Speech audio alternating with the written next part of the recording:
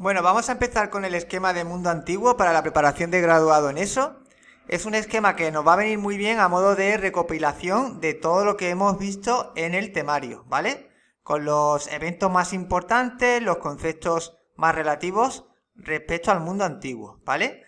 Lo que sí os aconsejo es que a medida que vayan saliendo nombres, vayáis poniendo en Google el nombre para que aparezcan imágenes. Y vayáis asociando las imágenes a todos los conceptos que vamos a ir viendo, ¿vale? Bueno, vamos a empezar primero por las civilizaciones fluviales. Las civilizaciones fluviales que se desarrollaron en el mundo antiguo, de las que tenemos datos arqueológicos sobre todo, son Mesopotamia, Egipto y luego tenemos la India y China. Pero nosotros nos vamos a centrar fundamentalmente en Mesopotamia y Egipto. Aquí la tenéis en un mapa desarrollada. Aquí, digamos, se desarrolla la civilización de Egipto en torno al río Nilo.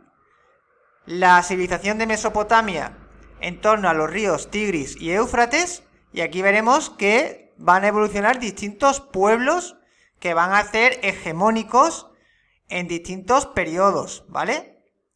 Luego tenemos la India y China, ¿vale? Como principales civilizaciones fluviales, que son civilizaciones que se desarrollan en torno a grandes ríos, ¿vale? Por eso se llaman fluviales, ¿vale? Aquí tenemos la de la India en torno al río Indo, ¿vale? Y la de China en torno a también distintos ríos. Tenemos aquí el río Amarillo y el río Azul. Bueno, yo me voy a centrar sobre todo en Egipto y Mesopotamia. Vamos a ir viendo los aspectos fundamentales de cada civilización. En Mesopotamia, lo dicho, que nace en torno a los ríos Tigris y Éufrates, que se desarrollaron distintos pueblos, ¿vale? Que van a ser hegemónicos en distintos periodos. Bueno, vamos a mencionar los principales pueblos con su máximo representante, ¿vale? Los sumerios con su rey Gudea de Lagash, los acadios con el rey Sargón, los babilonios con Nabucodonosor, ¿vale? Y dentro de los babilonios, muy importante resaltar la existencia de un código legal, ¿vale? Tal y como se manifiesta en el código de Hammurabi. Luego los asirios con Asurbanipal y los persas con Ciro el Grande. Estos pueblos van a ir relevándose como pueblo hegemónico de la zona y además se van a expandir por todos los alrededores, ¿vale? Luego, en cuanto a aspectos culturales, tenemos el desarrollo de una escritura cuneiforme. Eran civilizaciones, o mejor dicho, pueblos politeístas con distintos dioses. Desarrollaron ciencias como la medicina, matemática y astronomía. Bueno, en cuanto a la civilización egipcia, ¿vale? Tenemos que saber que Egipto estaba dividido en dos zonas, en el Alto y el Bajo Egipto, ¿vale? Luego que la sociedad estaba fuertemente jerarquizada con el faraón como máximo representante del dios en la tierra, ¿vale? Del dios Ra. En cuanto a los aspectos culturales, eran politeístas, ¿vale? Entre los dioses destacados tenemos a Amón, Ra, Anubis, ¿vale? Entre otros. Construyeron pirámides como la de Keops, Kefren y Miquerinos y desarrollaron una escritura jeroglífica. Bueno, vamos a continuar porque como veis esto es todo muy esquemático. Vamos ahora a Grecia. Ya hemos terminado las civilizaciones fluviales, ahora vamos a las civilizaciones clásicas. Empezando por Grecia y luego por Roma. Bueno, vamos a poner esto por aquí. Lo antecedente a la civilización griega lo encontramos en la cultura micénica, la cultura minoica y la Edad Oscura, ¿vale? Todo esto es lo que ocurrió antes de la aparición de la Grecia ya más clásica, ¿vale? La cultura micénica es una cultura que se desarrolló en la península griega, Destacan las ciudades de Argos, Micena y Pilos como principales centros de poder. Su forma de vida y cultura están relatados en la obra de Homero, en la Ilíada y en la Guerra de Troya, ¿vale? Todo lo que acontece en esas obras, ¿vale? Se relaciona con esta civilización, ¿vale? Luego la cultura minoica, que es una cultura que se va a desarrollar en Creta, cuyo rey más importante fue el rey Minos, de ahí se debe el nombre de cultura minoica, y destaca sobre todo el palacio de Ecnosos, que es un palacio en el que ya podemos observar lo desarrollada que estaba esta cultura, con una fuerte división social y una fuerte organización en torno al palacio, ¿vale? Palacio de Ecnosos, ponedlo en Google para ir viendo imágenes, ¿vale? Luego, se va a producir un periodo entre el 1200 y el 800 antes de la era común. Se va a producir un periodo en el que apenas hay datos. No hay datos arqueológicos y por eso se llama Edad Oscura, ¿vale? Porque hay como una decadencia de estas civilizaciones y no se va a producir ningún avance significativo, ¿vale? Se produce una destrucción de los centros de poder. Y hay una teoría que lo que nos suele decir es que una serie de pueblos, llamados los pueblos del mar, invadieron todos los centros de poder.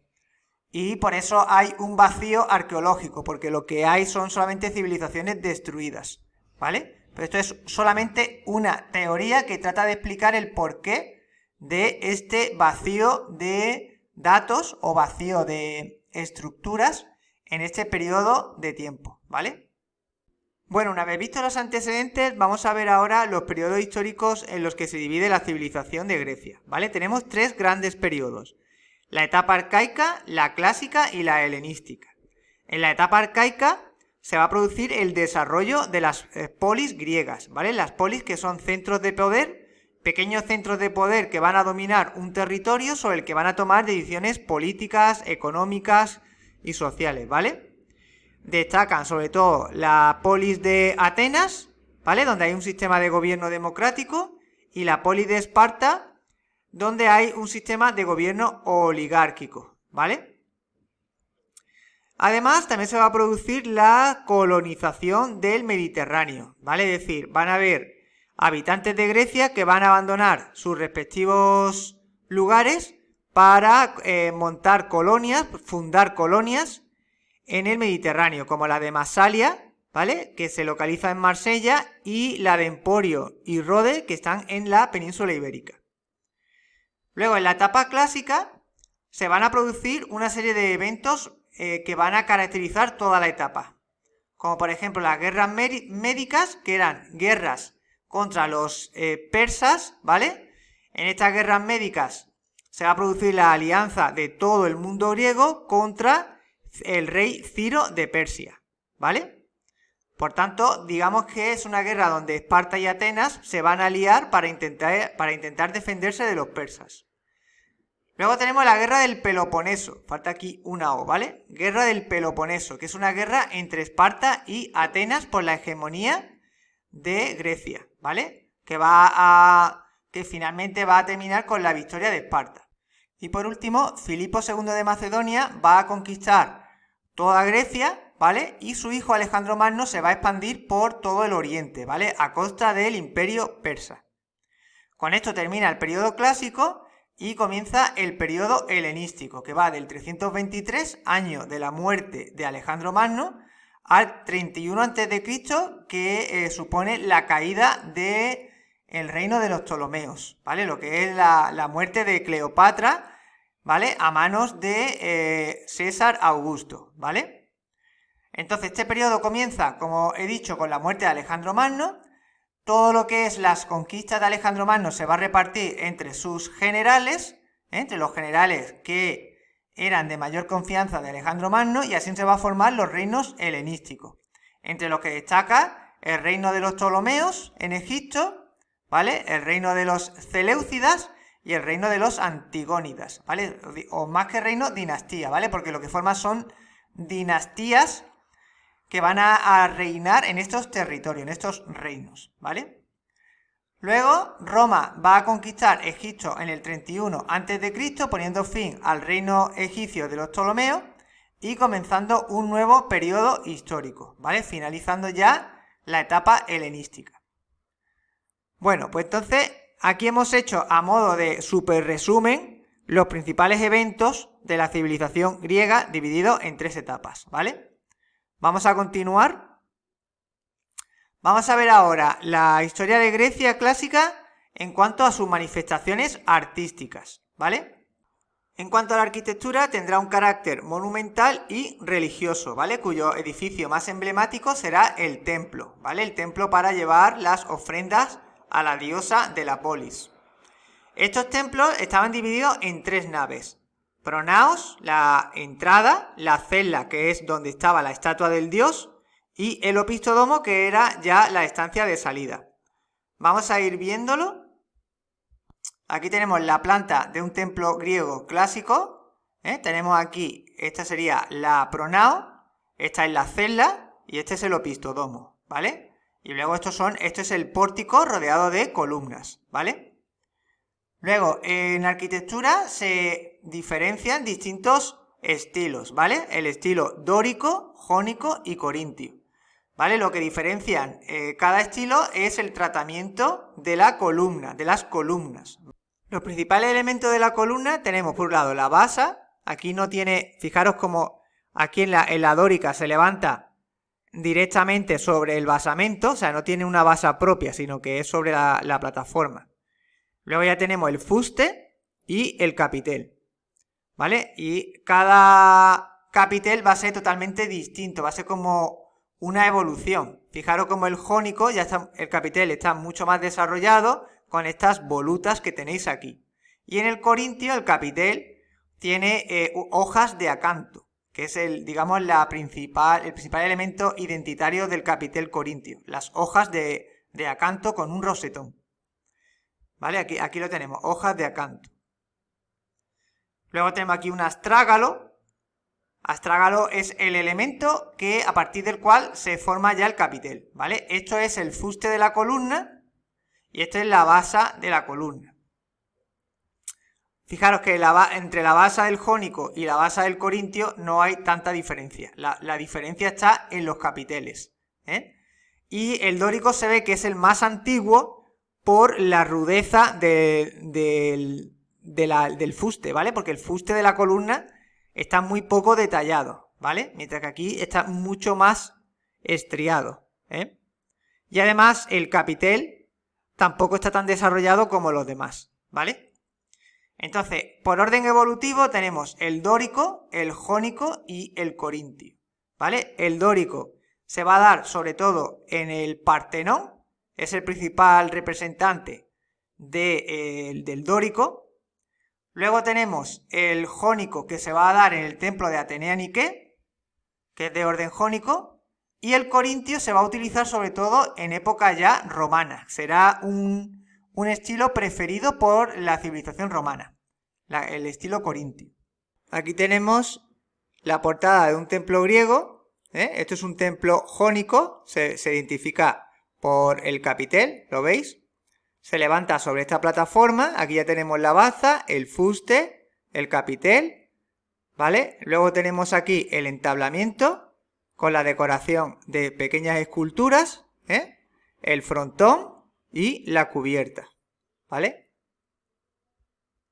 Bueno, pues vamos a pasar ahora a la escultura. Bueno, en escultura tenemos que distinguir distintas etapas: el periodo arcaico, clásico y helenístico. La escultura arcaica se va a caracterizar por la aparición de figuras femeninas y masculinas llamadas kurós y koré, ¿vale? Que van a representar a jóvenes con poca expresividad y apenas movimiento, ¿vale? Es decir, son figuras bastante esquemáticas, como por ejemplo la dama de Auxerre, esta que tenéis aquí, ¿vale? Luego, en el periodo clásico ya va a haber un mayor desarrollo de la expresividad y del movimiento, ¿vale? Tenemos distintos escultores como Mirón, que va a producir el discóbolo, ¿vale? Fijaros como ya aquí hay muchísimo más movimiento, ¿vale? De la figura y digamos que ya representa a los seres humanos como auténticos dioses, ¿vale? Lo que se produce es una idealización de la figura humana, el discóbolo de Mirón representa una escena de los Juegos Olímpicos. Aquí tenemos también el apogiomeno de Lisipo, este que tenéis aquí, donde ya vemos expresividad y movimiento, sobre todo movimiento. y el Hermes con Dionisos. Estos ya son elementos ya de escultura clásica. ¿Vale? Aquí se produce lo que es el canon ideal de la representación escultórica para intentar buscar una mayor perfección anatómica en la representación del cuerpo humano. Y aquí ya tenemos los ejemplos: Discóbolo de Mirón, Apogiomeno de Lisipo. Y luego el periodo helenístico, donde se van a dividir en distintas escuelas. Es decir, el arte se va a diversificar porque en cada reino helenístico van a surgir escuelas que van a tener su propia producción artística. Como por ejemplo, el Coloso de Rodas es una obra dentro de la escuela de Rodas. Vamos a ver aquí. Este es el Coloso, esto es un boceto del Coloso de Rodas, porque esto no se ha conservado, ¿vale? Esto es un boceto de cómo debería ser el Coloso de Rodas. Luego ya, saliendo ya del arte, otras disciplinas culturales tenemos la filosofía, la historia, la ciencia y la literatura. En filosofía tenemos a Sócrates, Platón y Aristóteles. En historia a Heródoto y Tucídides, ¿vale? Tucídides, por ejemplo, va a escribir sobre la guerra del Peloponeso. Heródoto escribe sobre la guerra contra los persas, las guerras médicas. En ciencia ya tenemos Pitágoras con el teorema de Pitágoras, Arquímedes con el principio de Arquímedes, Ptolomeo, Hipócrates, ¿vale? Y en literatura tenemos a Homero con la Ilíada y la Odisea, Sófocles y Esquilo, ¿vale? Bueno, pues ya hemos visto en modo de esquema los elementos más característicos de las manifestaciones artísticas de Grecia, de la Grecia clásica. Ahora tendríamos que pasar a la civilización romana. Bueno, la historia de Roma se divide en tres grandes etapas históricas, ¿vale? Cada una caracterizada por un sistema político. Por un lado tenemos la monarquía del 753 antes de la era común hasta el 510 antes de la era común, ¿vale? Donde va a haber un sistema monárquico con un monarca al frente que va a iniciar la expansión territorial a partir del año 753, que es el año de su fundación, ¿vale? En el 753 antes de Cristo. El monarca gobernaba acompañado por un consejo de ancianos, ¿vale? Que recibía el nombre de senado, que eran las personas más ilustradas de la sociedad romana de aquel entonces. En este periodo, Roma va a recibir influencia del mundo etrusco, que era el mundo con el que convivía y que terminará asimilando, con el que se terminará fusionando, ¿vale? El último rey fue Tarquinio el Soberbio, ¿vale? El cual fue asesinado por Catón. A partir de aquí se inicia un nuevo periodo en el que ya no hay un monarca, sino lo que hay es un sistema republicano dividido en distintas instituciones que van a acaparar todo el poder, ¿vale? Comienza en el 510 antes de la era común hasta el 27 antes de la era común. Las instituciones más importantes de la época republicana fueron los comicios, las magistraturas y el senado. El comicio eran asambleas donde se elegían a los magistrados que ejercían el poder político, cada uno en una tarea distinta, ¿vale? Esas magistraturas se repartían en el denominado cursus honorum, ¿vale? Entre ellas tenemos los cuestores, ediles, pretores, cónsules. Los cónsules, por ejemplo, era el representante de la política exterior de Roma y el que se encargaba de gestionar la guerra, ¿vale? Luego tenemos magistraturas especiales como la magistratura del censor y el tribuno de la plebe. Este último tenía derecho de veto en el Senado y representaba a la plebe, a los intereses de la plebe. Y por último, el Senado, que era digamos, la institución más importante de la República, que era la heredera del antiguo Consejo de Ancianos de época monárquica, ¿vale? Bueno, luego tenemos la época imperial, que va desde el 27 antes de la era común hasta el 476 después de la era común, o sea, después de Cristo, ¿vale? Nace con la proclamación de Augusto como emperador, ¿vale? Y termina con la caída del Imperio Romano de de Occidente, ¿vale? Quedará el antiguo Imperio Romano de Oriente quedará vigente, pero ahora ya como Imperio Bizantino, ¿vale? En este periodo, las instituciones republicanas se van a vaciar de poder y va a asumir todo el poder el emperador, ¿vale? Va a tener tanto el poder civil como el religioso. Bueno, esto es a modo muy esquemático los tres periodos. Vamos a ver ahora lo que son los acontecimientos más importantes que tuvieron lugar en la historia de Roma. Antes de ver los eventos, vamos a hablar un poco de la sociedad y de la economía. La sociedad romana estaba jerarquizada, ¿vale? Había dos clases principales.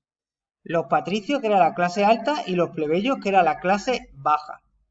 Luego tenemos los esclavos, los libertos, que son personas que habían sido esclavos y habían accedido a la libertad, ya sea por medio de la compra de su libertad o por la concesión de su amo, se convertían en libertos.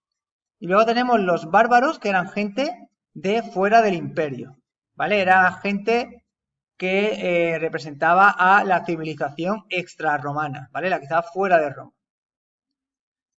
Luego, la economía estaba basada en el comercio de esclavos, era una economía esclavista, sobre todo de esclavos de guerra, ¿vale? Luego también había agricultura con importantes comercios de vino a lo largo de todo el Imperio Romano, vino, la salazón, es decir, va a haber una actividad económica conforme se va expandiendo el imperio, abriendo nuevas rutas comerciales de productos, ¿vale? Pero básicamente es un sistema esclavista, que era el mayor negocio dentro del imperio. Luego, como eventos importantes, aquí tenemos que hablar un poco de las principales guerras. Tenemos las guerras púnicas contra Cartago, por las cuales accedieron a Hispania y a las islas del sur de Italia, entre el 264 antes de la era común y el 146. Luego tenemos las guerras civiles, que fueron guerras internas por lucha de poderes, ¿vale? Por hacerse con el control de la República. Entre Mario y Sila fue la primera gran guerra civil, Pompeyo y César la segunda, Augusto y Marco Antonio la tercera, ¿vale? Tras esta última guerra civil, Augusto se hace con todo el poder del imperio y se proclama emperador. Luego, otro evento importante a tener en cuenta es la adopción del cristianismo en el edicto de Tesalónica del 380 después de Cristo, ¿vale? Bajo el mandato de Teodosio. Luego también hay que marcar en el calendario la división del Imperio Romano por Diocleciano, ante la incapacidad que tenía de poder regir los destinos de territorios tan amplios, ¿vale? Entonces, Diocleciano divide el imperio en Occidente y Oriente en el año 286.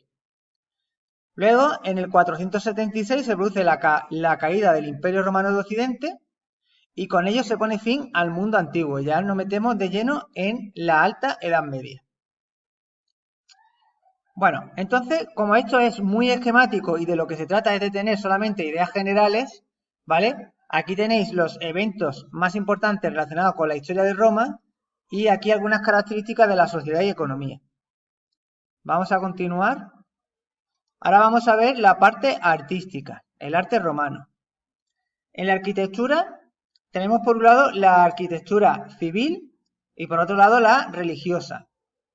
La arquitectura civil se usaba el ladrillo, el cemento, mármol y piedra.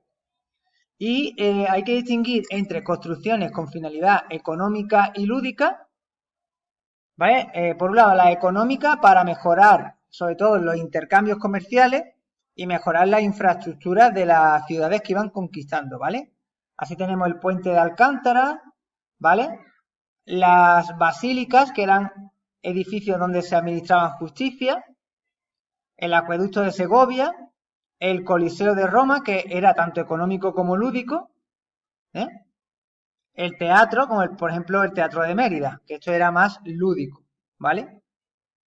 En cuanto a las construcciones con fines propagandísticos, el objetivo era realzar la figura y el mérito del emperador, ¿vale? Aquí tenemos la columna de Trajano, que conmemora la victoria de Trajano contra los dacios, y luego tenemos, por ejemplo, el Arco del Triunfo como el Arco de Tito, ¿vale? El arco de Tito, que se ponía en la entrada de la ciudad de Roma para conmemorar la victoria de Tito frente a los judíos.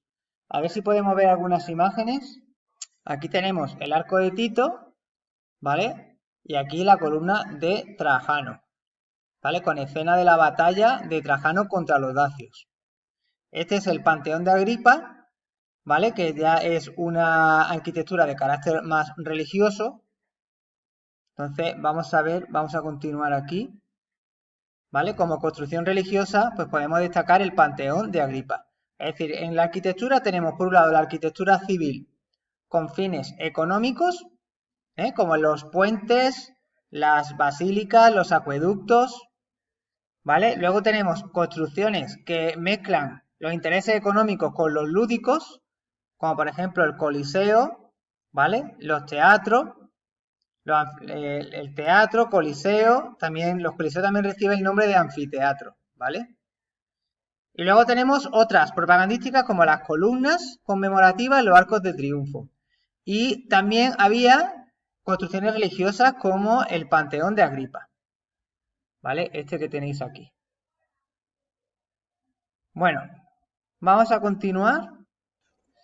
En la escultura, el arte romano va a continuar la misma tradición de sus pueblos precedentes, de los que recibieron gran influencia, como fueron el pueblo etrusco del norte de Italia y la civilización griega, ¿vale? Pero además de esto, también va a generar su propio género escultórico, ¿vale? Que es el género del retrato, ¿vale? Es decir, los romanos van a desarrollar el retrato, cosa que no hicieron los etruscos ni los griegos, ¿vale? La finalidad de los retratos era sobre todo ensalzar la figura del retratado, que normalmente era el emperador, ¿vale? Emperadores, grandes figuras del Senado, todo con el fin de realzar su figura y de realzar la importancia que tenía en la sociedad romana ese personaje, ¿vale? Tenemos, por ejemplo, el Augusto de Prima Porta, que es uno de los retratos más famosos de la historia de Roma. Vamos a verlo. Este es el Augusto de Prima Porta, ¿vale? Donde aparece la figura idealizada, representada como un dios de Augusto, del emperador. Bueno, vamos ahora a los mosaicos que también tuvieron una gran tradición en la civilización romana, ¿vale? Estas eran pequeñas piezas de colores que decoraban paredes y suelos, ¿vale? El mosaico más famoso es el mosaico de Alejandro, ¿vale? Que conmemora la guerra entre Alejandro Magno y el Imperio Persa. Vamos a ver el mosaico de Alejandro,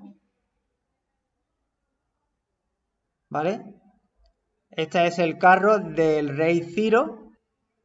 Este es Alejandro Magno con su carro luchando contra los persas. Y todo esto desarrollado en un mosaico.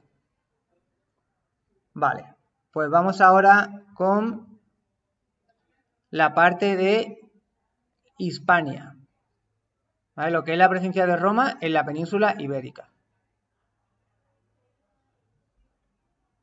Bueno, aquí tenéis un mapa de la península ibérica antes de la llegada de España a Roma, para que veáis el mosaico de pueblos y culturas que había en todo el territorio, ¿vale?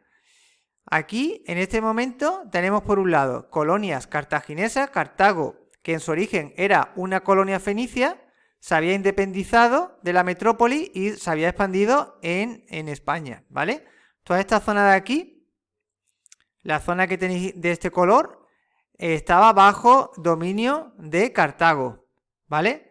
Y además también había colonias griegas por un lado y colonias fenicias por otro lado en torno al Mediterráneo, ¿vale? Junto a estos pueblos colonizadores también estaban los pueblos indígenas, ¿vale? Que son todo esto que tenía aquí: lusitanos, betones, astures, turdetanos, bastetanos, ¿vale? Los pueblos indígenas se dividen en dos grupos, en función de la influencia cultural que recibieron. Por un lado hablamos de pueblos ibéricos, que son los que están más relacionados con los pueblos colonizadores, es decir, los que tenían relaciones comerciales más activas con fenicio y griego. Y luego por otro lado tenemos los pueblos los pueblos celtas, ¿vale? Que son estos que tienen la letra roja, arebacos, celtíberos, galaicos, que eran pueblos, digamos, que tenían una economía más orientada a la ganadería y recibieron una influencia cultural de los pueblos celtas de Europa, ¿vale? Es decir, que hay como dos grandes áreas culturales en los pueblos indígenas. Por un lado, los pueblos que tienen influencia celta, que son estos que están normalmente en el centro y en el norte, y luego los pueblos ibéricos, que son los que recibieron mayor influencia de los pueblos del Mediterráneo, como Grecia y Fenicia, ¿vale? Bueno, pues en todo este, digamos, mosaico de pueblos va a entrar en contacto con todo ello lo que es la guerra entre Cartago y Roma, ¿vale? En esa guerra, denominada Segunda Guerra Púnica, que la tenéis aquí, que tuvo lugar entre el 218 y el 201 antes de la Era Común. España quedaría dividida en varias provincias romanas para su administración, la tarraconense, la bética y la lusitania, que luego pasaron a ser 5 provincias, sumándole la gallaecia y cartaginenses.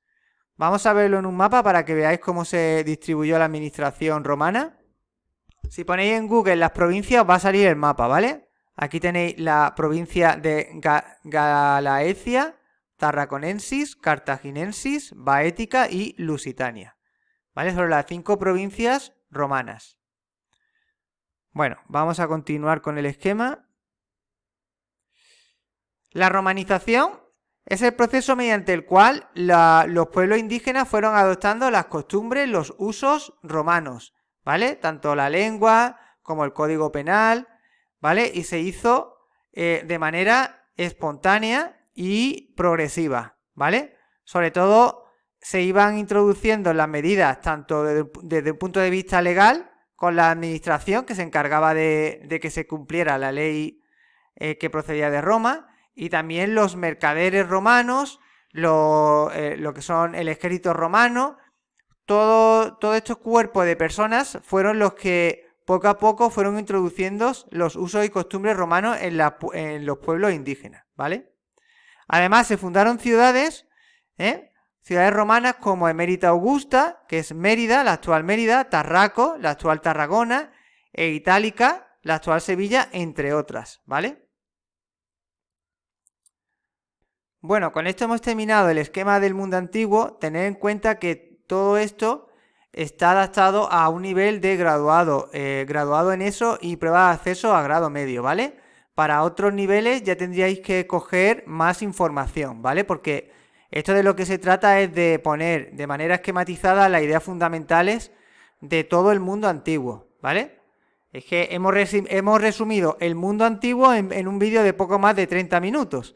Entonces, fijaros la cantidad de información que se puede producir a lo largo del mundo antiguo, y nosotros de toda esa información solamente tenemos que saber cosas muy concretas y muy puntuales, ¿vale? Porque no se trata de un examen de bachillerato de historia o un examen tipo selectividad. De lo que se trata es de tener una madurez cultural lo suficiente como para tener conocimiento de los eventos principales dentro del mundo antiguo, ¿vale? Esto es el objetivo para el graduado en eso y el grado en la prueba de acceso a grado medio, tener ideas generales de cada etapa histórica, ¿vale? Bueno, espero que sea de utilidad y seguimos con el programa.